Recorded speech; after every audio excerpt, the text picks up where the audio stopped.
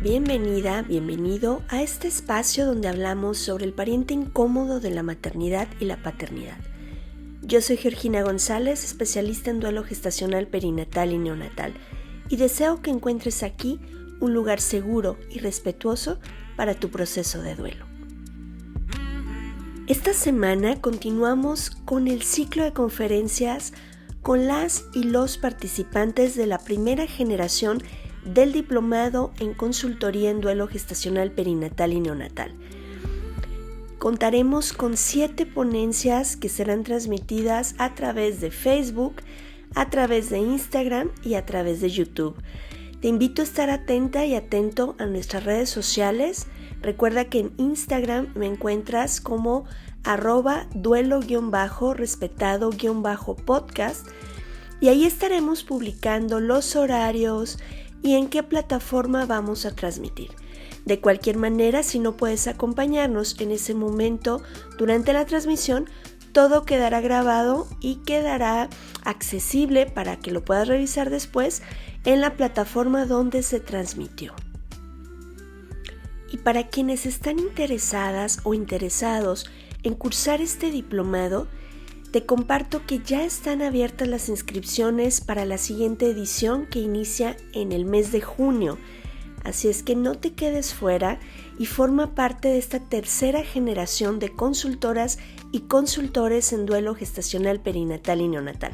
Para más información puedes enviarme un correo duelorespetadopodcast@gmail.com o un mensaje privado a través de las diferentes redes sociales. Esto es Duelo Respetado.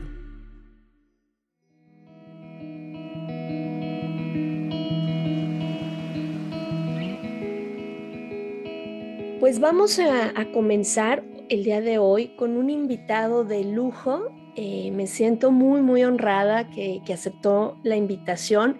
Él es el doctor Óscar Aldana.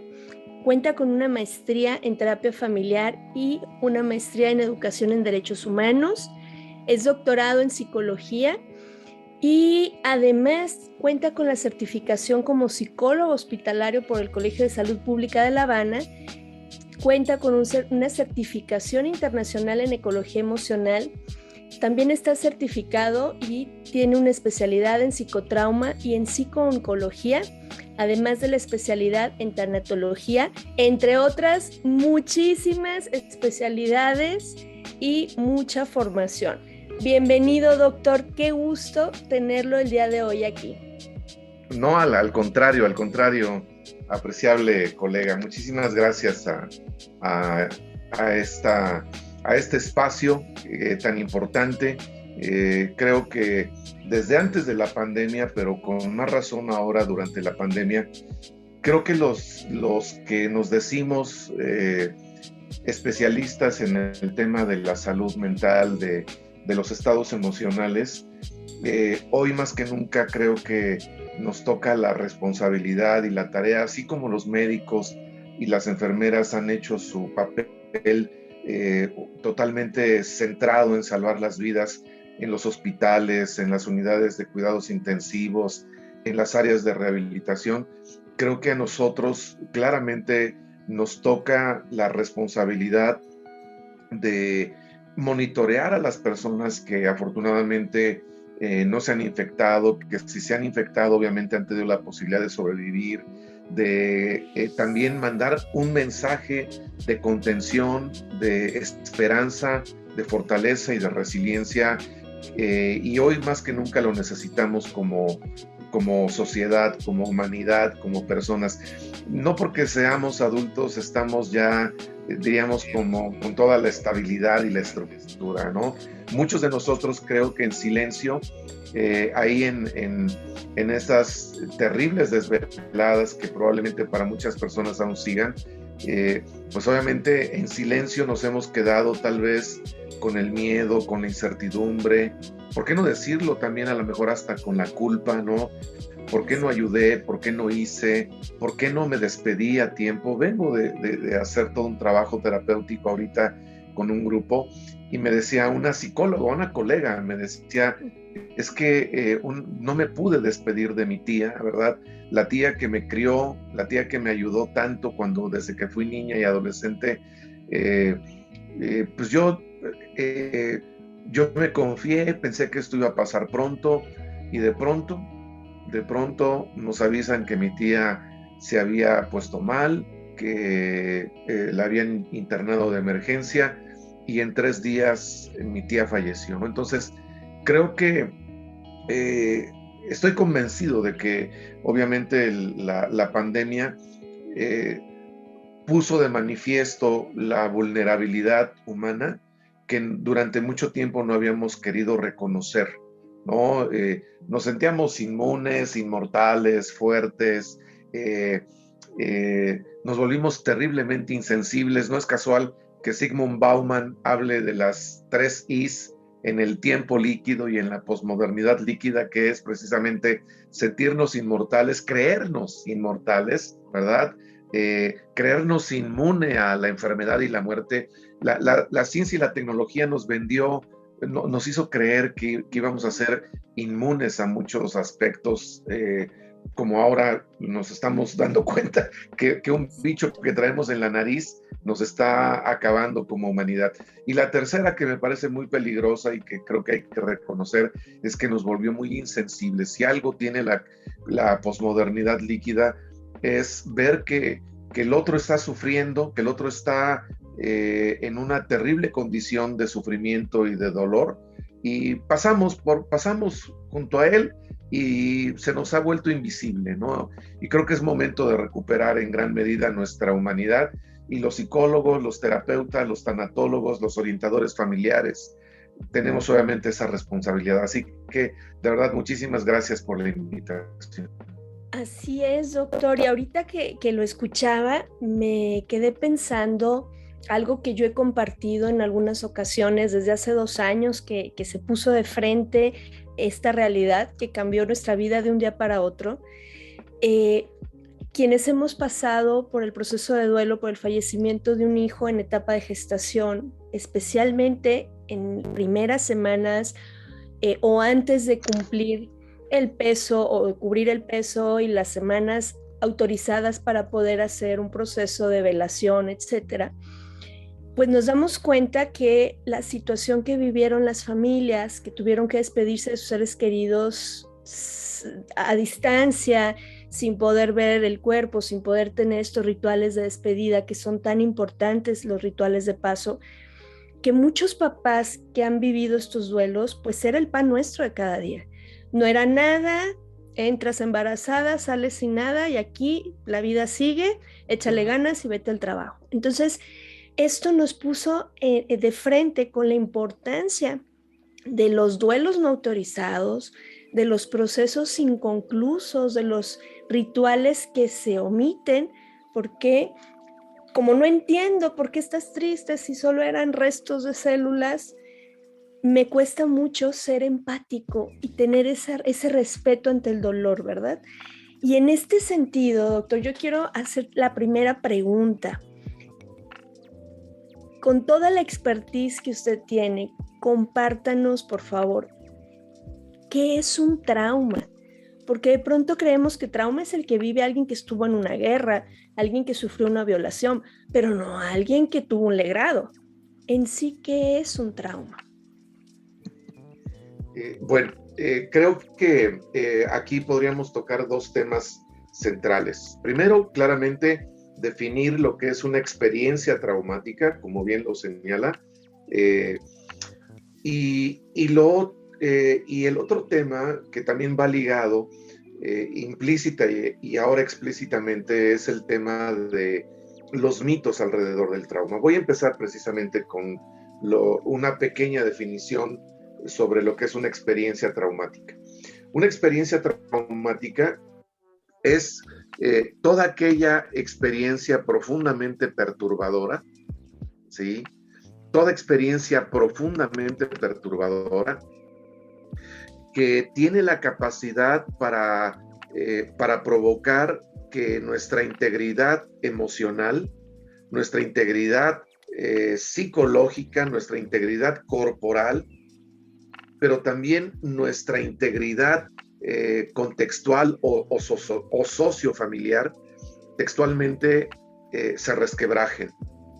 ¿Por qué? Porque la persona que está viviendo esa experiencia profundamente perturbadora la percibe como inasumible. No me puede estar pasando esto a mí. No me pueden estar diciendo que el corazón de mi bebé ya no se oye. ¿Cómo? Si hace 3 días me hicieron un ultrasonido intravaginal y perfectamente se veía que todo estaba en orden, ¿no? No sentí ningún dolor, no tuve ningún síntoma. Entonces, este primer acercamiento de entender que una experiencia traumática es un evento que se considera inasumible, pero que no solamente se considera inasumible, sino que tiene este evento, tiene la capacidad, como si llegara como aerolito, de manera totalmente inesperada, y tiene la capacidad de resquebrajar mi integridad psíquica, mi integridad emocional, ¿verdad? Todo estaba bien, yo estaba con una enorme sensación de alegría, de esperanza, era el primer bebé, era el segundo bebé, me había yo súper programado para comer bien, para comer sano, planeamos obviamente el momento de todo, ¿no? Hasta muy probablemente de la concepción, calculamos en qué mes queríamos que naciera, quería que coincidiera tal vez con una fecha bonita, ¿no? A lo mejor mi cumpleaños, el cumpleaños del abuelo, muchas cosas que generalmente planeamos, pues obviamente terminan rompiéndose, se resquebrajan, ¿no? Es como traer aquí textualmente un sueño que se está convirtiendo en realidad, pero que también es de cristal, ¿no? Y que en realidad cuando se rompe, se considera inasumible, no voy a poder, no entiendo lo que me está ocurriendo, pero no solamente no lo entiendo, no lo acepto, no acepto que esté ocurriendo esto, no me digan esto, ¿sí? No me digan porque el tema del duelo gestacional no solamente tiene que ver con el hecho de que un bebé pierda la vida cuando la mamá está embarazada, por ejemplo, a los 7, 8, 9 meses. O sea, desde que yo me sé embarazada, desde que yo reconozco que mi esposa, ¿no? me acaba de notificar que tiene probablemente a lo mejor 8 semanas, 10 semanas, ¿no? Porque ahora también algunas pruebas de embarazo te dan el cálculo probable, ¿no? de embarazo. O sea, tú dices, te empiezas a generar obviamente pues muchas ideas, muchos proyectos. Sí hay tal vez un poco de temor, ¿no? Porque si el embarazo nos toma por sorpresa, bueno, y de pronto, o sea, a lo mejor, de pronto me ha tocado, por ejemplo, atender personas que me dicen, mire, es que yo todavía, estando embarazada, todavía tuve 2 periodos que yo creí que eran periodos menstruales, ¿no? Y no, yo ya estaba embarazada y yo lo ignoraba, mi esposo y yo lo ignorábamos. Entonces, algo muy importante aquí es que un evento traumático no solamente rompe y resquebraja mi proceso y mi individualidad como sujeto. Tiene la capacidad, por ejemplo, a nivel de pareja, a nivel de familia, o sea, a nivel de familia ya habíamos notificado, ¿no? Ya le habíamos dicho a la futura abuela, a la futura tía, de hecho se empiezan a generar procesos muy bonitos, ¿no? Muy esperanzadores. De pronto las tías, no, yo quiero ser la madrina y si es niño quiero que se llame así. Y entonces se genera una red de apoyo, una red de contención, una red de acompañamiento que esperanza no solamente a la persona y a la pareja que esperan al bebé, sino que también genera un impacto de amor, de alegría, de solidaridad, de gran esperanza, porque bueno, pues si es el primer nieto, es el primer sobrino, o durante mucho tiempo se planeó ese bebé, pues obviamente aquí el tema es verdaderamente también complejo, porque no solamente se resquebraja mi estado emocional individual, o sea, un duelo gestacional tiene la capacidad para provocar no solamente dolor, sufrimiento, desesperanza, enojo, coraje en la madre que ha perdido al bebé, sino también en la pareja, ¿sí? Pero también en todo el sistema familiar inmediato, ¿no? La familia de origen, la familia nuclear, ambas familias de origen, ¿verdad?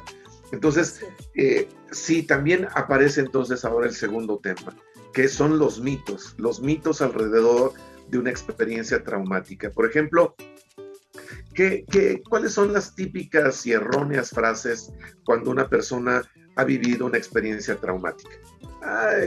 Mira, esto va a pasar. Están muy jóvenes, ¿sí? El tiempo les va a dar la oportunidad de volver a ser papás, ¿sí? Además, fíjense, ¿no? Una frase también típica. Si el bebé no nació, pues la naturaleza sabía por qué. Dios seguramente sabía que esto no era pertinente y entonces se lo llevó como un angelito. Y muchas de estas frases que innegablemente pueden ser dichas de una manera tal vez hasta realmente sensible y empática, no le sirven a la persona que está viviendo esa experiencia, ¿no? Otra frase típica que también está muy relacionada con el mito alrededor de un evento traumático, sobre un evento traumático, es: el tiempo todo lo sana. El tiempo va a ayudar a que lo acepten, a que lo entiendan. Así es. Otro grave error es no hablen, que no hable la mamá que perdió al bebé, que no hable del tema, ¿no? Y entonces, no porque no lo hable, no porque no lo esté exteriorizando, no lo está aquí pensando y rumiando y soñando todo el tiempo. Al contrario, para eso existe obviamente la psicoterapia y más específicamente la terapia del trauma complejo y la terapia narrativa. Hay que ayudarle a la persona, sobre todo a la madre que ha perdido al bebé, sobre todo si ella ya sentía el movimiento del bebé, pues obviamente ustedes lo saben, seguramente han atendido a personas, por ejemplo, que han vivido alguna amputación. Y hay un fenómeno muy interesante que se conoce como el dolor y la sensación del miembro fantasma. Por ejemplo, estoy atendiendo ahorita a una mujer a la que le amputaron ambos senos por cuestiones de cáncer, y ella me dice, doctor, no soy capaz todavía de verme al espejo, no sé qué va a pasar el día que yo me vea al espejo, pero ¿sabe qué es lo terrible? Me dice, mire, es que yo siento, así textualmente lo dice, es que yo siento todavía que me arden y que me dan comezón los senos y los pezones, ¿no? Sí, y ya no los tiene, pero no porque no los tenga, su cerebro, ¿verdad?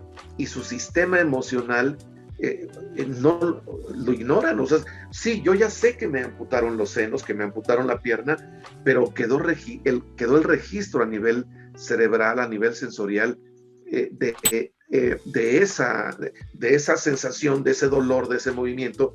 Y entonces una mujer que tal vez ya tenía 6, 7, 8 meses de embarazo, pues obviamente ella ya tenía claramente registrado, ¿no? Que el bebé se le encajaba, que el bebé se movía, que de noche cuando ella ya se relajaba era cuando el bebé parecía que despertaba y entonces era cuando más inquieto estaba. Entonces todo eso, ¿verdad?, queda registrado. Y entonces a mí me ha tocado atender, me está haciendo recordar y contactar con una mujer a la que también perdió a su bebé a los 8 meses. Me decía, doctor, yo durmiendo, siento, no solamente sueño, siento cómo se me mueve el vientre, como si todavía mi bebé estuviera ahí. Y eso, o sea, al otro día tengo una junta, tengo una reunión, me despierto a las 3 de la mañana y me pongo a llorar y me suelto a llorar durante horas, y al otro día ni siquiera soy capaz de ir a la junta porque pues obviamente estoy quebrada, no solamente emocionalmente, sino también orgánicamente. Y en este sentido, doctor, es muy complicado que quien está afuera lo mire desde este punto que usted nos comparte, porque normalmente, lo decía muy bien, ¿no? Con los mitos que hay, ya no hables de esto, porque entonces nunca lo vas a superar. ya deja de pensar en esto, no los dejas descansar. Esa frase yo les hago a tono de broma, que me imagino cuando nos dicen, es que no dejas descansar a tu ser querido que falleció, deja de llorar. Me imagino como si las lágrimas, nuestro ser querido estuviera en las rueditas estas del hámster, y entonces mis lágrimas hacen que vaya más rápido, y bueno, claro, por eso no los dejo descansar, porque no pueden parar. Pero realmente, ¿cuánto mito y cuánto daño se hace? No es ya no hables de esto para que pase. Al contrario, no es suficiente con un échale ganas. No. ¿Cuál es el daño que este silencio, que a mí me encanta una frase que escuché con usted, doctor, que lo que no se habla no existe. No existe. Creemos. Es una creencia errónea. Creemos erróneamente que lo que no se nombra, que lo que no se habla, no existe. Pero vuelvo a repetir, ¿no? Y eso lo sabemos en psicotrauma, en narrativa. El hecho de que yo no lo esté exteriorizando, eso no quiere decir que no está pasando como una película cuando estoy despierta, o que no está pasando como una película en forma de pesadilla cuando estoy durmiendo. Piénsenlo, ¿no? O sea, ¿cómo despertamos el día que soñamos que cargamos piedras? Pues, o sea, amanecemos embarados, amanecemos todos tensos, ¿no? Y sabemos claramente que fue una imagen mental, pero nuestro cerebro no tiene la capacidad para diferenciar esto. Y entonces, pueden haber pasado 10 años, ¿sí? Yo he atendido parejas que dejan pasar, de hecho se niegan a volver a tener un bebé, ¿verdad? Dicen, no, ni por error, o sea, o que se opere mi marido, o yo me operé, o me voy a operar, o nos hemos cuidado, pero no queremos volver a pasar por esto. Así es. Pero el tema efectivamente es muy duro, ¿no? Efectivamente hay un mito, y es este mito, ¿no? Que bien podemos, diríamos, darle forma con este principio del psicotrauma, que como bien usted señala, dice o reza que creemos que lo que no se nombra no existe. Y en función de este erróneo axioma, es en donde la gente se mueve. No, que no hable. O como ya no habla, ya no le duele, ¿no? Ya no habla del tema. O como ya no habla llorando, ¿verdad? Antes hablaba del tema y se desbordaba y se ponía muy mal emocionalmente. No, ahora ya habla y ya no llora. Sí, pero el hecho de que no llore no quiere decir que no se esté quebrando. Así y que no esté totalmente roto por dentro. Me lleva a conectarlo con otro axioma muy importante del trauma, que efectivamente dice, lo he construido, y disculpen en el anglicismo, lo construí en inglés, pero dice algo así como the body have memory, ¿sí? Que lo podemos traducir claramente como el hecho de que el cuerpo tiene memoria. Nuestro cuerpo inconscientemente, sobre todo cuando vivimos experiencias dolorosas y traumáticas, registra inconscientemente muchos de los estímulos que están ocurriendo adentro y afuera de mí. Pensemos que cuando me están violando, hay un olor a tierra mojada. Yo en ese momento estoy tratando de sobrevivir a la violación, pero inconscientemente estoy registrando el olor a tierra mojada. El día que yo vuelva a pasar por un lugar en donde huele a tierra mojada, va a haber un bioshock, ¿no? Porque el olor a tierra mojada me va a conectar con la experiencia del abuso o la violación que viví. ¿Qué tal que esta mujer, ¿verdad? Ustedes lo saben, y más las mujeres, y las que han tenido hijos lo saben. Por ejemplo, las mujeres cuando están embarazadas, cambia su olor, cambian sus olores corporales, ¿sí? Cambia la capacidad para percibir olores, sabores, temperaturas, su piel se hace más suave, ¿verdad? El olor, por cuestiones hormonales y también cambios textualmente del desarrollo del proceso de embarazo cambia. Entonces, imagínense que de pronto un día, no sé, llega mi prima que está embarazada, le doy un abrazo, ¿no? Porque estoy feliz de que esté embarazada, y la huelo, ¿no? Y percibo su piel que está así, toda rozagante y suavecita porque está embarazada. Ese olor, esa sensación inmediatamente me va a conectar con la experiencia personal de cuando yo estuve embarazada y cuando perdí a mi bebé. Entonces, es fundamental ayudarles a las personas que han vivido una experiencia traumática, y hoy que estamos hablando de duelo gestacional, acompañar respetuosamente, contener muy cuidadosamente la translaboración, la expresión, la narración, ¿verdad? A lo mejor puede ser a través de una carta, a través, por ejemplo, de una carta de despedida, a través de una oración, a través de un poema.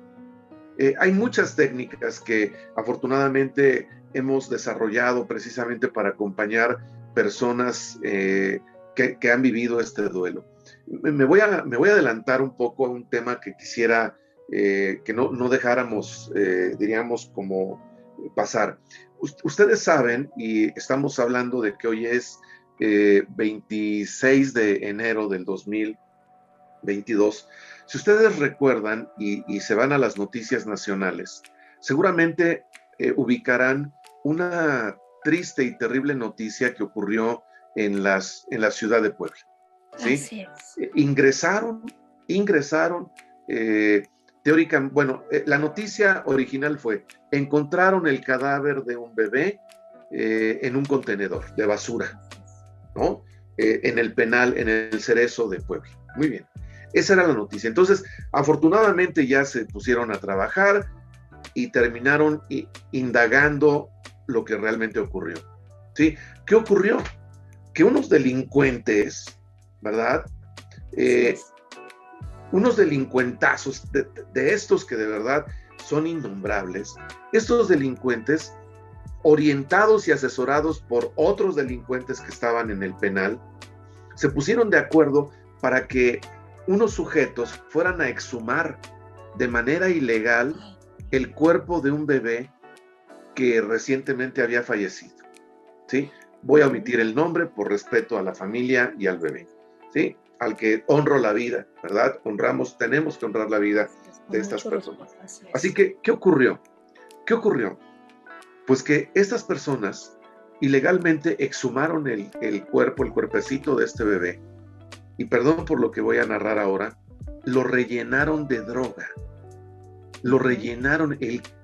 Sacaron el cuerpo del bebé, vaciaron al bebé, ¿sí? Y lo rellenaron de droga. Y después lo utilizaron como un paquete. Y una mujer se prestó a entrar simulando que llevaba a un bebé de brazos, donde en realidad llevaba el cuerpecito de este bebé muerto, que también había sido intervenido quirúrgicamente, y lo rellenaron de droga para introducir droga al Cerezo de Puebla. ¿Sí?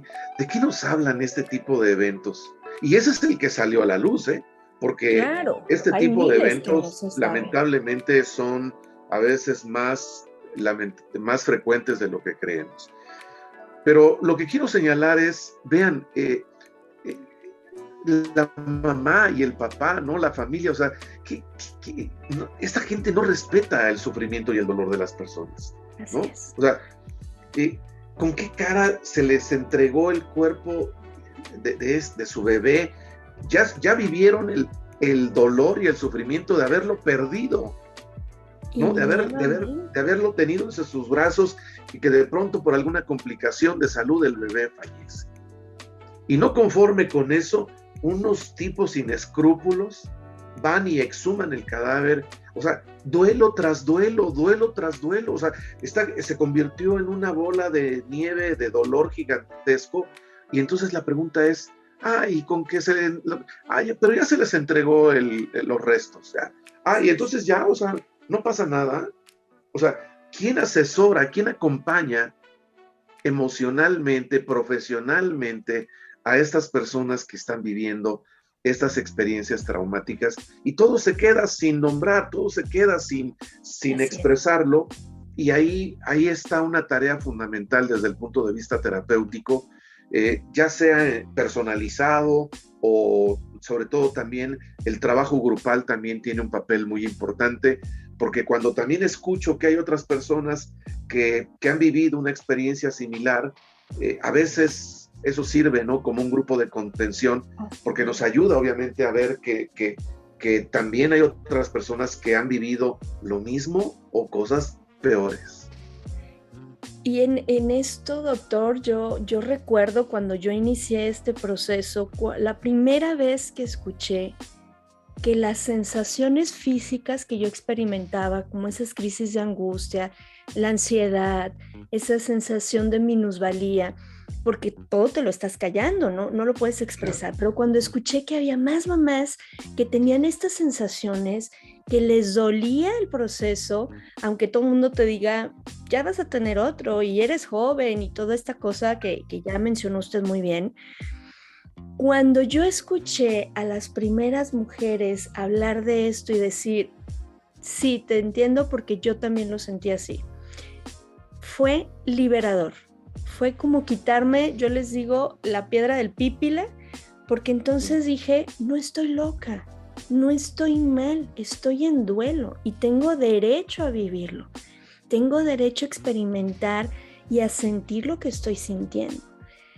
Cuando tratamos de disfrazar, de minimizar, incluso para no preocupar a los que están cerca de nosotros, pues ignorando todas nuestras sensaciones emocionales, incluso la parte física, porque son todos estos indicadores que nos dicen, hey, estamos en estado de alerta. Cuando tratamos de hacerlo, por ahí dicen que lo que resiste persiste, entonces se agudiza todas estas sensaciones. Qué importante es nombrarlo, hablarlo. Recuerdo yo cuando inicié en este camino, doctor, que alguien en redes sociales me mandó un mensaje y me decía, eres una morbosa, ¿por qué hablas de estos temas? Y yo decía, ¿pero por qué morbosa? Porque se tienen que nombrar, se tienen que hablar, se tienen que poner los puntos sobre las íes y decir las cosas como son. Nuestros bebés no se durmieron, nuestros bebés no se fueron al cielo, nuestros bebés fallecieron. Qué importante es poner las cosas por su nombre, porque eso también nos ayuda, como decía usted, en esta narrativa para poder resignificar también, porque si no me quedo en la parte de, ahora sí como que cierta canción de una película de Disney, ¿verdad? Aquí no se habla de este personaje, o sea, no se toca este tema y creemos que así está bien. Sí, y fíjense, algo que yo he venido también desarrollando y aprendiendo con los usuarios, con los consultantes o pacientes, sobre todo en este periodo de pandemia. Yo llevo muchos años trabajando con personas con cáncer, sí, con personas también víctimas de violencia, y ahora también pues con el tema del COVID, ¿no? Que pues se ha llevado a muchísimas personas, ¿no?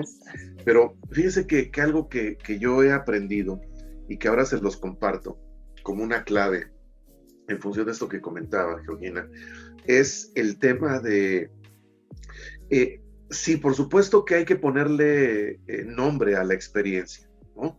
Nombrar a la experiencia, pero algo que yo veo, algo que he visto que ayuda a que las personas perciban de una manera diferente la muerte y el fallecimiento de un pequeño, de un bebé que ya estaba en sus brazos o que lamentablemente lo perdieron antes de que el bebé naciera, es hablar, sustituir el concepto de muerte por trascendencia. Uh-huh. Mira, tu bebé ya trascendió, tu bebé pues venía probablemente, a veces existe la posibilidad de hacer una necropsia, ¿no? Y saber cuál pudo haber sido el motivo, ¿no? A lo mejor una situación o un problema congénito, una cuestión obviamente de cerebro, de corazón, de sistema nervioso, de hígado, de páncreas, ¿no? Solamente son los órganos vitales para un recién nacido, ¿no? Entonces, en este sentido, creo que, por ejemplo, sustituir la palabra falleció o murió por trascendió, nos ayuda explícita e implícitamente. Cuando decimos trascendió, nos queda claro, por ejemplo, que no está físicamente con nosotros, ¿verdad? Pero que a partir de ahora va a vivir en una oración, de que ahora va a vivir en una canción, de que va a vivir en un sueño, de que va a vivir en un recuerdo, de que va a vivir en una fecha, ¿no? Hay un fenómeno, Georgina, que usted seguramente también ubica, que es el que yo le denomino síndrome de aniversario, ¿no? Ay, sí. Imagínense que mi esposa o yo que estoy embarazada, mi cesárea o mi parto está programado para el 30 de enero, ¿no? Ya estamos a unos días, 30 de enero. Y hoy en la noche o mañana en la noche empiezo con contracciones, una hemorragia, y textualmente el médico, el ginecólogo, de hecho, plantea claramente o la vida del bebé o la vida de la madre. Así es. ¿No? Y pues muchas veces son disyuntivas, ¿verdad? Éticas, existenciales terribles, y pues a ver, muchas madres, estoy seguro, completamente seguro, que muchas madres dirían, salve a mi bebé. ¿Sí? Salve a mi bebé. Yo ya viví, yo ya cumplí mi tarea, salve a mi bebé. Pero lamentablemente, pues no siempre es así, y pues termina decidiéndose por la situación que también ya está muy complicada, sobre todo por el riesgo en el que se encuentra el bebé, que pues obviamente se prioriza la vida de la madre. Pero cuando hablo de síndrome de aniversario, lo que quiero explicar ahora es cómo una fecha, si hoy 26 de enero perdí a un ser querido, el 26 de enero del 2022, ¿en qué se va a convertir el 26 de enero de los próximos años de mi vida? Así es. Atendí hace poco a una mujer que me decía, a ella, su pareja, la pareja que tenía en aquella época, un tipo terrible, violento, la golpeó cuando tendría aproximadamente unos 7 meses de embarazo.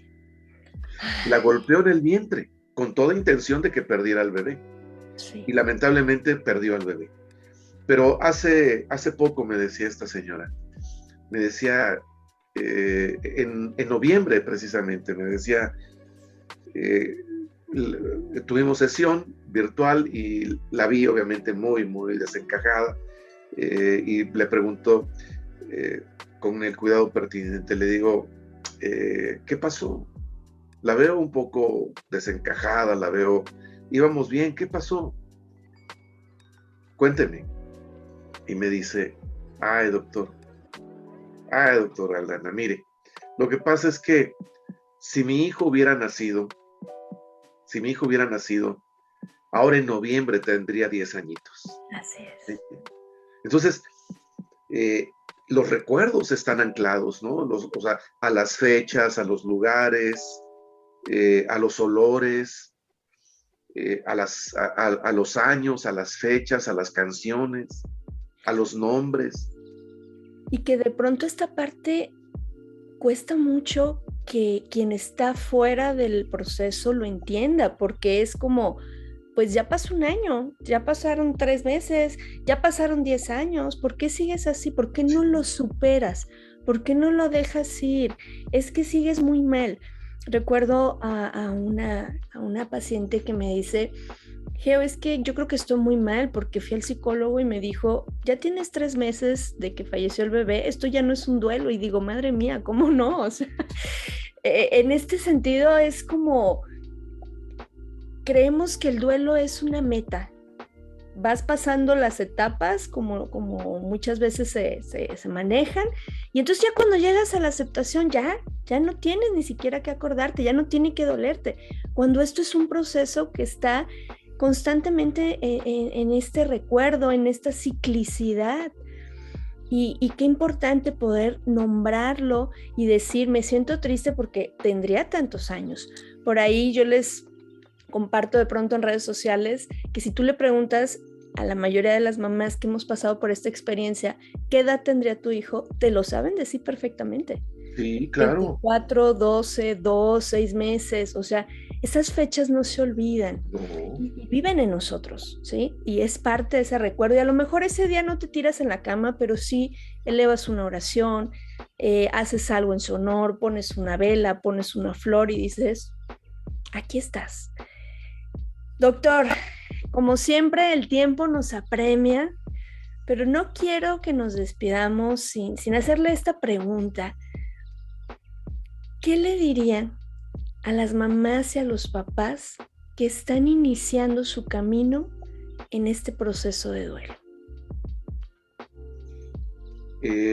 Fíjese que esta pregunta pues también es muy, muy necesariamente importante, compleja, pero también retadora. Fíjese que también algo que yo he venido aprendiendo, y lo dijo usted muy acertadamente hace un momento, lo que yo he venido descubriendo en las llamadas fases del duelo, que por un lado nos sirven un poco como para mapear que efectivamente hay como cuando nos metemos a una autopista y sabemos que vamos a pasar por una caseta y ya viene la otra caseta y ya viene la otra caseta. Ojalá y así fuese el duelo, ¿verdad? Como muy lineal. Y que si ya pasé por la negación, ahora viene, si ya pasé por la ira, ahora viene la negación, y de la negación viene el aislamiento. Algo que yo he venido descubriendo y que me parece importante aquí señalar es, existe una etapa, Georgina, que yo le he denominado de pseudoaceptación, pseudoaceptación. Y creo que esto hay que decírselos a los papás y a las mamás que han perdido a un bebé, ¿sí?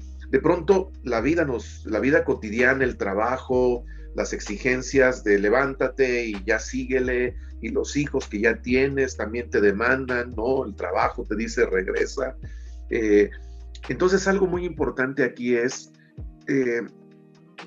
tener mucho cuidado con la pseudoaceptación, sí, porque nos puede estar enmascarando una terrible depresión que se va a convertir en una depresión clínica acumulada a lo largo de los años. Así que, fíjense, ¿yo qué le diría, por ejemplo? Yo en lugar de decirles ánimo, échale ganas, vas a salir pronto, las frases, sí, claro. Sí, las frases que yo he aprendido a desarrollar para estos procesos de duelo es, estoy aquí contigo. ¿Quieres que me quede contigo? Me voy a quedar en silencio. ¿Sí? Aquí me quedo, me voy a quedar contigo en silencio. Si me permites llorar contigo, lloraremos juntos. Me quedo contigo para entender y para consolarte. Tampoco tiene sentido decir, ay, sé lo que sientes, estoy contigo. Esas frases son muy hechas. Así es. Cuando tengas miedo o cuando te sientas superado, desbordado por esto, no te voy a abandonar. Aquí estoy contigo, respiraré contigo, lloraré contigo y no me iré hasta que te calmes. Honro tu dolor, honro tu pérdida. Esas palabras, esas frases son de mucho más respeto, contención y empatía que estoy contigo, échale ganas, ya lo superarás, pronto pasará esto. No es así, no es así. Y entonces, en este sentido, creo que las personas, las familias y sobre todo las mamás que han perdido un bebé en estado gestacional o de meses o en brazos, en realidad necesitamos comprender, necesitamos hacer visible este sufrimiento y este dolor, porque textualmente no es una cuestión solamente psíquica. O sea, hoy existe un nombre científico para denominar el dolor psicológico y se llama cicalgia. Es decir, cuando decimos que tengo partido el corazón, no es una metáfora, o sea, siento textualmente que el dolor me ahoga. Cuando digo que tengo un nudo en la garganta, no es una metáfora. No, lo tienes. No puedo hablar, no sé, o sea, me ahoga, ¿sí? Atendí hace poco a una mujer que perdió a su bebé, ¿sí? Y de momento le pidieron que cantara una canción. Y esa canción para ella era la canción que la ligaba a su bebé. Me dijo, doctor, me quedé sin voz. No pude cantar. O sea, no tenía yo la garganta irritada. O sea, no podía, o sea, no podía cantar. No, me quedé congelada, ni siquiera no podía ni hablar. Entonces, reconocer el duelo gestacional como una categoría sindromática que, aunque no esté en el DSM-5 ni en el CIE-11, existe. No porque no esté, o sea, no porque no esté nombrado o reconocido en un catálogo de trastornos mentales, no existe. O sea, pues ahí están los cientos, si no es que miles de mujeres que han perdido una experiencia. Piensen ahora en otro tema que dará también, ojalá, tiempo para hablarlo en otro momento. Piensen en las familias que tienen a seres queridos desaparecidos. Así es. ¿Sí? O sea, ¿dónde está la categoría de familiares en duelo por seres queridos? Pues no están ni en el DSM-5, ni en el CIE-11, ni en ningún manual de psicopatología, no está contemplado, de trastornos mentales, pero ¿y existe. qué hago con este dolor y con este sufrimiento? Así es. Qué importante, cuánto trabajo por hacer nos queda aún. Y yo me siento de verdad, doctor, muy, muy honrada. Por supuesto que tendremos más espacios para compartir con usted. Estoy muy emocionada. Usted sabe que admiro mucho su trabajo. Es maravilloso lo que ha estado haciendo en pro de la dignificación del trabajo, de estas experiencias traumáticas, de la resignificación y de mirar desde otro enfoque, desde otra perspectiva, este dolor psicológico que, como bien dice, no se habla, no se ve, y si no está, pues creemos que no es real, pero que a miles de personas les está afectando y les afecta en su día a día, porque esto no termina cuando uno sale del hospital. Esto tiene un impacto laboral, tiene un impacto familiar, tiene un impacto social, y necesitamos seguirle. Como siempre, un placer, doctor. Gracias de verdad por obsequiarnos su valioso tiempo. ¿Qué le puedo decir? Sí, estoy muy contenta de tenerlo aquí. No sé si ustedes que nos escuchan tienen a alguien que respetan mucho en su trabajo y tenerlo enfrente, bueno, pues impone y además emociona mucho. Gracias de verdad, doctor. Para mí es todo un honor. No, oiga, no, pues qué palabras tan bonitas. Es un honor recibirlas de usted, y ojalá y el mensaje de amor, de esperanza, de respeto, de dignidad, de resiliencia, de empatía, de acompañamiento y de contención. Creo que es obvio, después de tantos capítulos que me dice que ya lleva estos podcasts, este programa, pues habla obviamente del interés que las personas tienen, de la necesidad que las personas tienen de saberse escuchadas, de reconocerse en otros casos, y ojalá y las palabras, los comentarios, diríamos los tecnicismos que también a veces hay que utilizar como para comprender o para hacer visible lo que ocurre, pues obviamente también sirvan como un proceso sanador y de cambio. Y qué mejor que se acerquen sobre todo a profesionales que, como en el caso de usted, pues abren las puertas para tocar estos temas que son necesarios y que también dignifican el sufrimiento y el dolor de las personas. Así que las veces que haya oportunidad colaborar con usted, cuente conmigo. Diga Rana y yo salto con todo gusto para trabajar este y otros temas. De verdad, un honor, doctor. Y a ti que nos escuchas, te agradezco tu compañía. Te mando un abrazo muy grande. Te recuerdo, yo soy Georgina González, especialista en duelo gestacional, perinatal y neonatal, y deseo que todas y todos podamos tener un duelo respetado. Hasta la próxima.